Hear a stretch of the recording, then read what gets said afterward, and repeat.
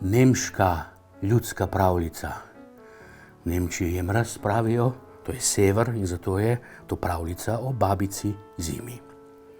Nekoč je živela vdova, ki je imela 2 hčerki. Prva je bila dobra in delavna, druga pa neprijazna in lena.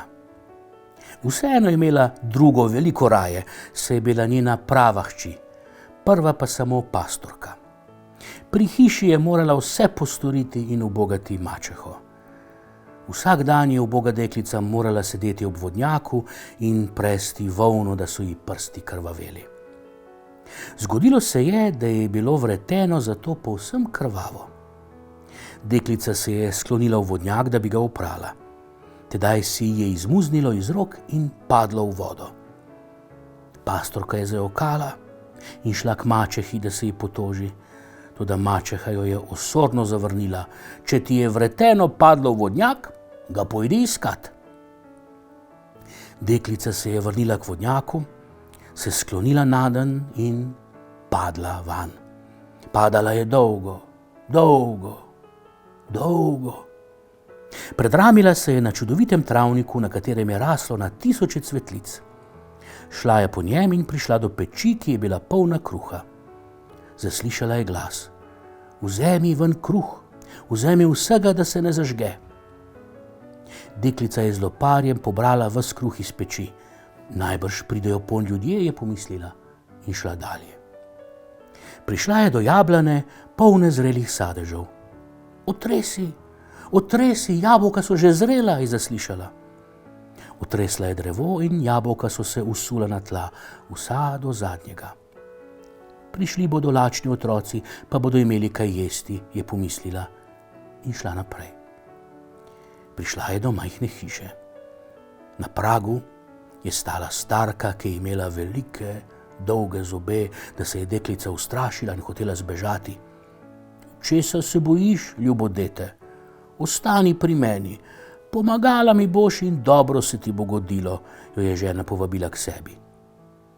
Deklica se je opogumila in šla k starki. Samo pernico boš rahljala, da bo perje frčalo po zraku, takrat bo na zemlji snežilo. Jaz sem namreč babica zima, ji je še rekla. Res se deklici ni godilo nič hudega. Z babico sta se dobro razumeli in na zemljo je lepo snežilo. Toda nekega dne reče dekle: šla bi domov k svojim. Babica zima se je strinjala: prav je, da greš domov, ker si mi tako dobro služila, ti pomagam na poti nazaj. Ko je deklica stopila skozi vrata, se je nanjo usul obilen zlat dež. Čez in čez je bila pokrita z njim. To je zdaj tvoje, ker si bila tako marljiva, je rekla starka in deklici dala še vreteno, ki ji je padlo v vodnjak. Zatem so se vrata zaprla in deklica se je znašla ob vodnjaku. Mačeha in polsestra sta jo lepo sprejeli, saj se je vrnila prekrita z zlatom. Povedala jima je zgodbo o starki zimi. Zdaj se je materi zahotelo še več bogastva, zato je svojo hčer postavila k vodnjaku s kolovratom. Dekle se je zbodlo v prst in okrvavelo vreteno, ga vrglo v vodnjak in se pognalo za njim. Tako kot pastorka se je tudi hči znašla na lepem travniku in se znašla pri peči. Vzemi ven kruh, da se ne zažge, je slišala. Zamahnila je z roko, samo roke bi si umazala in šla je naprej. Pri jablani je zaslišala: otresi, otresi, jabolka so že zrela. Odkimala je: kaj še, da mi kakšno pade na glavo, in je šla naprej do starke zime. Prvi dan je otresala pernico in mislila na zlato, ki ga bo dobila. Drugi dan se ji ni več ljubilo. Tretjega pa sploh ni vstala iz postelje. In tako 4., 5. dne, dokler se babica zima ni naveličala in jo poslala domov.